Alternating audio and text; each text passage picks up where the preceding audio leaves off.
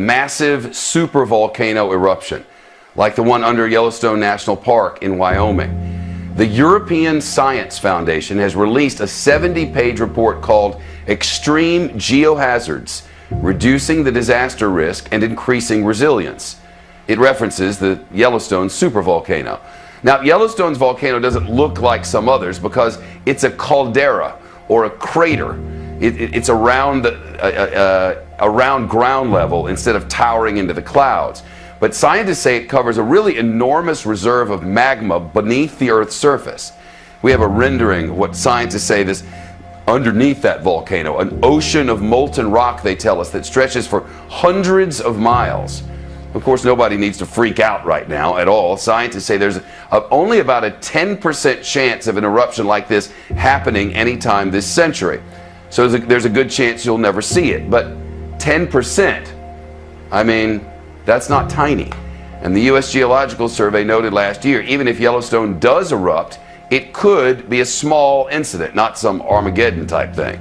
Michealaddo joins us now. He's a theoretical physicist, a professor, a best-selling author, and friend of the program. Give us some context on this, what we're talking about here. Well, forget the image of Yogi Bear representing Yellowstone. We're talking about a sleeping Godzilla underneath Yellowstone that, if it erupts in a maximum eruption called Category 8, it could literally tear the guts out of the United States of America. Instead of having 50 states of the Union, we would only have 30 states of the Union. Now that's Category 8. This report looked at Category 7, which is much more likely once every 1,000 years rather than once every million years. That means in every century, there's a 10% chance that somewhere on the planet Earth there could be a supervolcanic Category 7 eruption. That's the danger. You just talked about a volcano that could wipe out 20 states. How in the world is that possible? Well, it's happened before. 2.1 million years ago, 1.3, and also 0.6 million years ago. We have the evidence of a gigantic eruption that is sufficient to tear the guts out of the US of A. So this report has to be taken seriously, but hey, don't sell the store, don't panic. We don't expect it to happen in our lifetime. It's hard really to imagine this lake of lava that stretches hundreds of miles in all directions. How do we know that, and how do they read that? Well, just 2 years ago, there was a scare, in fact. We actually began to measure the size of this lava hotspot, and it turned out to be twice as big as we previously thought. However, the good news is that it's not migrating, it's not moving. We see no indication whatsoever that a big one is coming. However, eventually the law of averages catches up to you. And this report singled out Mount Vesuvius outside Naples, Italy, outside Mexico City, and Yellowstone as 3 hotspots where a Category 7 volcanic eruption could indeed take place in this century. So there are only 3 of this size in all the world? Well, there's several in Indonesia and New Zealand that have had Category 8 eruptions, in fact. But then again, we're talking about once every million years for Category 8. Category 7 will be many times the size of Mount St. Helens, enough to cause widespread destruction across a state, but not enough to destroy the US of A. But still something that we have to take very seriously now. What would we get in the way of warnings, Michio? Well, unlike a meteor from outer space, where you get no warning whatsoever, we get warnings. If you've seen movies like Pompeii, you know that there are days, in fact weeks, of eruptions building up, grumbling inside, underneath the ground, near the pocket of lava. So there would be enough time, several weeks, in order to begin evacuation if and when such an unlikely event were to take place. All right, Michealaddo on the news deck. No time to panic, but interesting, very interesting. Thank you. Ground deformation is near the Norris Geyser Basin, the hottest and most unstable thermal basin in the park. Norris Geyser Basin is one of the most dynamic of the hydrothermal areas at Yellowstone. It's always changing. We're always noticing new things that are happening. Just a few years ago, satellite images showed Yellowstone's greatest rise in this area. Recently, however, it's reversed its direction and is now subsiding. It's not actually within the Yellowstone caldera, yet it's one of the highest temperature thermal areas in the park. And it is possible that there is some magma extending to the north beneath that region. The source of the basin's volatility could be magma, or another key component to volcanic activity, earthquakes. The earthquakes are essentially the heartbeat of the system, are an integral part of the active, if you wish, mountain building and volcanism of Yellowstone. Like smoke and fire, volcanoes and earthquakes go hand in hand. The pressure from the magma, which can explode into a volcano, also forces the ground to shift, causing earthquakes. They can be the telltale signs of an impending eruption. The two main precursors to a volcanic eruption, seismicity and ground deformation, are very carefully monitored in Yellowstone. In this computer model, each red dot represents an earthquake. Typically, hundreds of earthquakes are detected across the park each year. In recent years, the greatest earthquake activity has been centered under two areas of the park. Well, you can see we have earthquakes that are concentrated on the north side of Yellowstone, coming down through the park, and then out extending on the east side of the Teton Fault right here. What concerns geologists is when a center of earthquake activity overlaps an area of shifting terrain. At the Norris Geyser Basin, that seems to be what's happening. There are dozens of fault lines at this spot.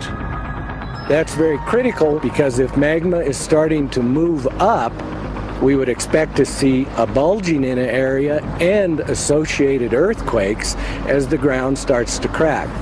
The fear is faults that make up the earthquake zone could crack under pressure from the magma below, releasing an eruption. Geologists are also watching the park's geysers, hot springs, and mud pots, looking for drastic changes in temperatures and chemical content. Anything that might indicate a major movement of magma. At the moment, geologists do not believe an eruption is imminent. But if the water temperatures were to rise, the ground begin to swell, or there were an increase in earthquake activity, another Yellowstone eruption could be building. I think that we are smart enough as geoscientists now that we would probably have weeks to perhaps months of indicators before anything like that would occur. However, predicting the precise timing of an eruption is far from simple.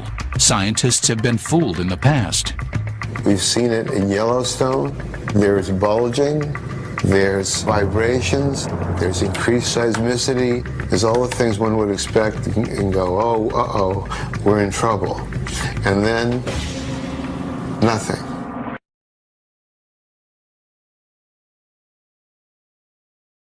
Supervolcanoes like Yellowstone could explode suddenly, without warning, without seismic movement signaled as earthquakes.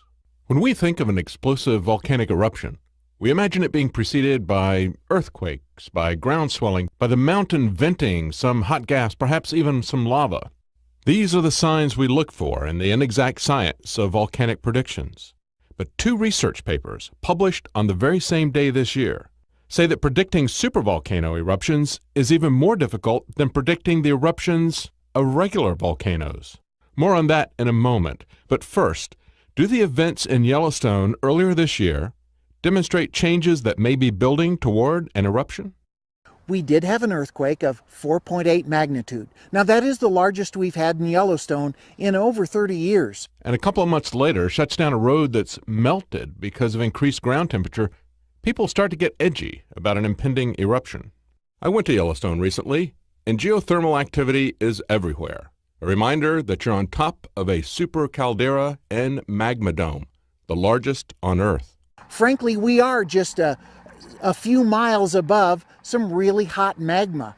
That magma serves as the heat that fuels the geysers and hot springs and fumaroles in the park.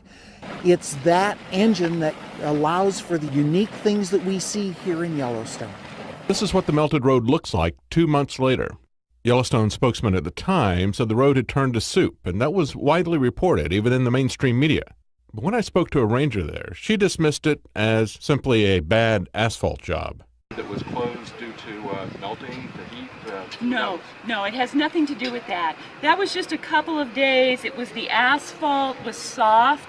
It was actually a bad asphalt job that they had done the summer previous to that. Okay. And that combined with the intensity of the sun in the middle of the summer, and that it was in a hydrothermal area, that it just got soft. Oh, okay. And they just had to replace it. So it had nothing to do with an increase in geothermal activity in that area, the ground being hotter, it was just the asphalt, wasn't it? The asphalt, yeah, it was the combination of those things in that particular spot. I hadn't visited Firehole Lake Drive when I spoke to her, or I would have challenged what she told me. 2 months later, the road still doesn't look good.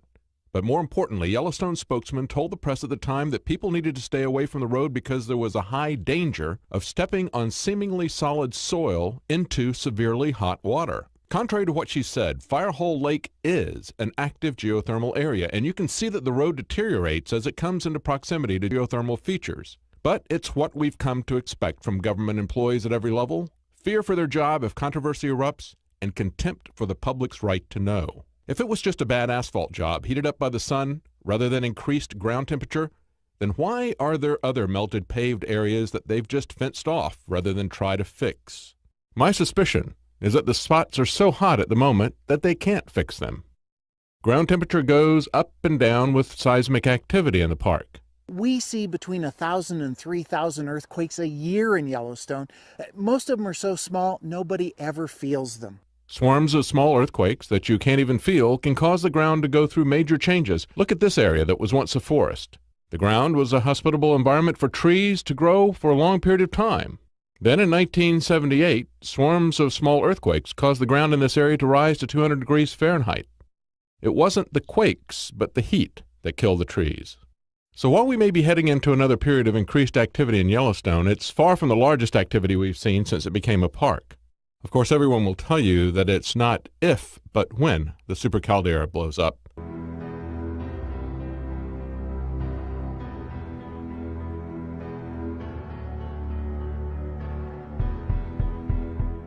Yellowstone's supervolcano has been hit by a series of earthquakes, with more 30 recorded since June 12. The latest was recorded on Monday, June 19, with a magnitude 3 earthquake striking 8.6 miles north-northeast of West Yellowstone, Montana.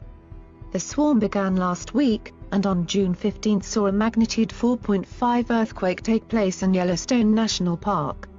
The epicenter of the shock was located in Yellowstone National Park, 8 miles north-northeast of the town of West Yellowstone, Montana. Scientists from the University of Utah, which monitors Yellowstone volcano, said in a statement. The earthquake was reportedly felt in the towns of West Yellowstone and Gardner, Montana, in Yellowstone National Park, and elsewhere in the surrounding region.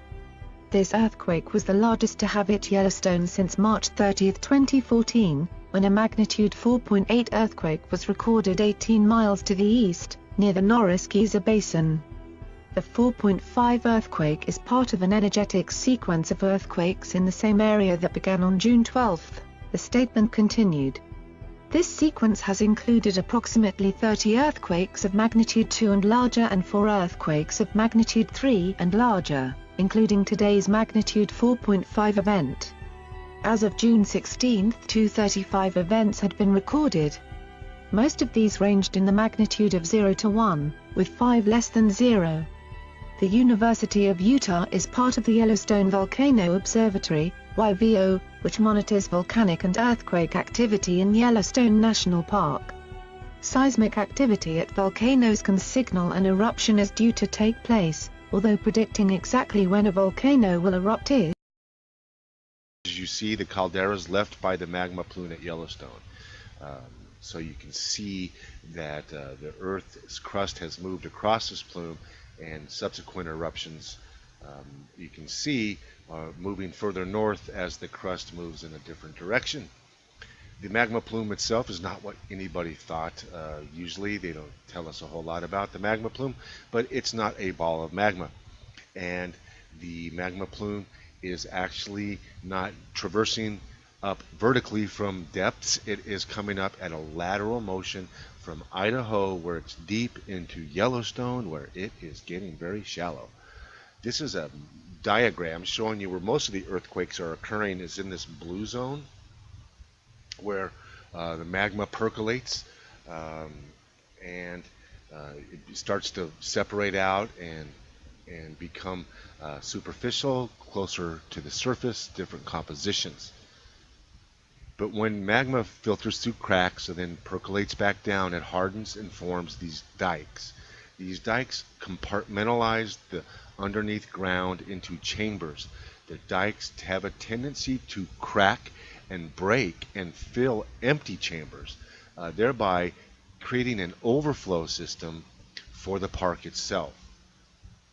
And it's not unusual to have new substance come up and form different dikes for different substances of different temperatures and different liquidity. The rhyolite, like I say, this is a rhyolite slab. That is really the big question mark as to how it will behave under this type of structure. These are cracks. They go deep into the ground. They look like honeycomb from the air. Magma fills and seeps in, and then the compartmentalized magma will create a much smaller crater inside the caldera itself. And this is an example of what we're hoping, if there's an eruption, will happen. It'll be a small eruption from one of these chambers. Long Valley is a different story altogether. The central magma chamber is creating all the uplift in this area. It's a central resurgent dome. We don't want that to go. But this explains why Yellowstone is so well behaved. Notice though, the cylinder is a diagram showing what happens in the convection zone, where there's a lot of churning liquid magma, foaming magma, and water. You get a positive and a negative polarity between the colder and the hotter barriers and boundaries, and that's what gives rise to some of the electromagnetic events that you see surrounding volcanoes and even some seismic earthquakes that do occur in volcanic zones, because we know that seismic zones and volcanism go hand in hand. But this is a really nice structure, really, for notice the rhyolitic magma on the top, and notice at the edges of the caldera is where we have our intrusions. This intrusion spreads out laterally and flattens out. It's not very deep at the 2 kilometer depth. It's rather shallow. That's the rhyolite keeping it down. Don't let ash fields discourage you here. Even in the 600,000 year ago eruption, the tectonic plates and the shifting of the crust has placed things in a completely different arrangement than they were back then. Even the jet stream has changed. So we're predicting a left to right or east to west. Okay, there's a lot of seismometers placed all around the caldera, and they're just measuring devices. The geology of this area is pretty complex, but the thing to notice is there are some fault zones that go near the surface. This is the part that they're targeting. The thing is, with this huge amount of high pressure magma, if there is ever a breakthrough to the surface, you're going to have a major eruption. And it is just a tiny, tiny crack in the rock, what they call a tornillo, where you have a magma intrusion and then a flow, and once that reaches the surface, basically it's unstoppable. So what kind of thing are they doing here? Here's the fault zone that's been under attack for 2 years. This is dang it, I forget the name of that.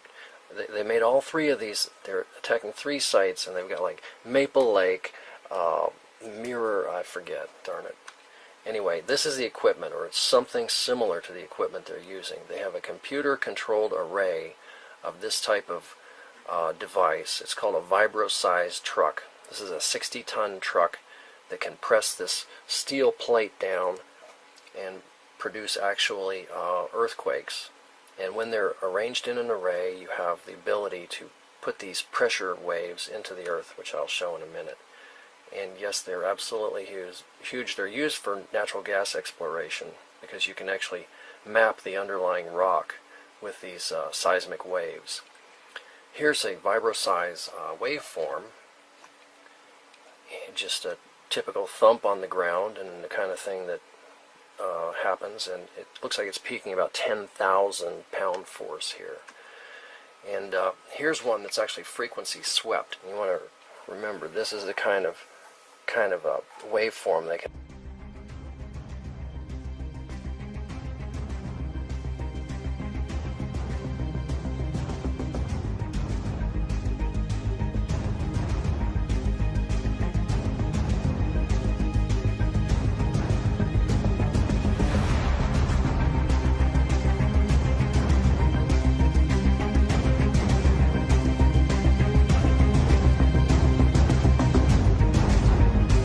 that no, it's happening every 100,000 or so.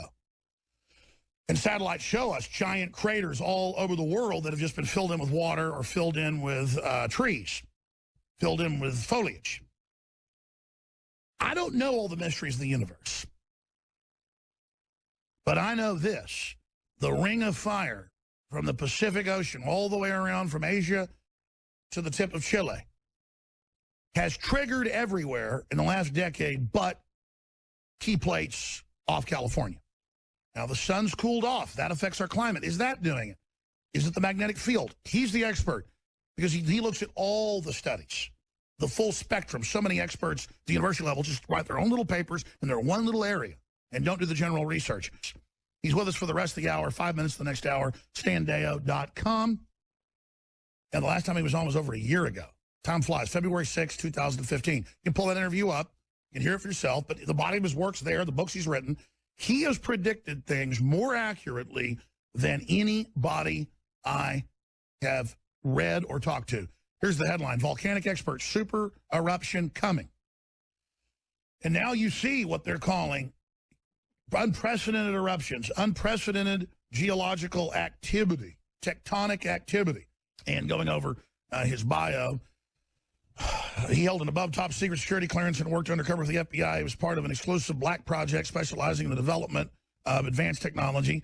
Stan's diverse background encompasses computer programming, marine architecture, advanced propulsion engineering, biblical studies, and earthquake forecasting. And I'm not going to go over all the things that he's breaking down, but we're going to get into earthquakes with him right now. Pretty wild stuff. Stan Deyo, great to have you with us. Thank you for joining us. Thank you for inviting me again, Alex. There's certainly a lot happening to talk about. Well, everything you said over a year ago here, I thought it was 6 months ago, is basically now happening. Tell us what's happening from your research, what's coming next, because obviously the government and people are going to play this down. Well, there are probably good reasons for that. Not that I side with the illuminists. they have their own agenda, but the scientific community is hamstrung.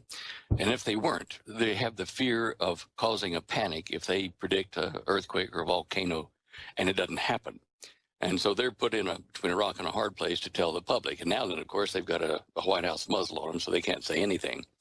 I have gotten information out that is not mainstream or is not even on the internet from a couple of individuals who are involved inside USGS. And they have said that they've been making drivers, truck drivers, and technicians that are delivering stuff to USGS at Yellowstone, have been for the last 2 years, to not tell anybody about it, and the number of seismometers that they're putting in, and the fact that they're connected to a supercomputer.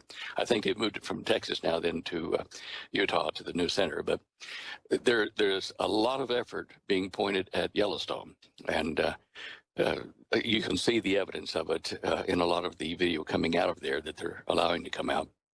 And also last month, toward the end of the month, they closed down the whole network of seismometers, updating and changing and whatever, but we got no feeds at that time from them. And Yellowstone is only one part of our problem. There are other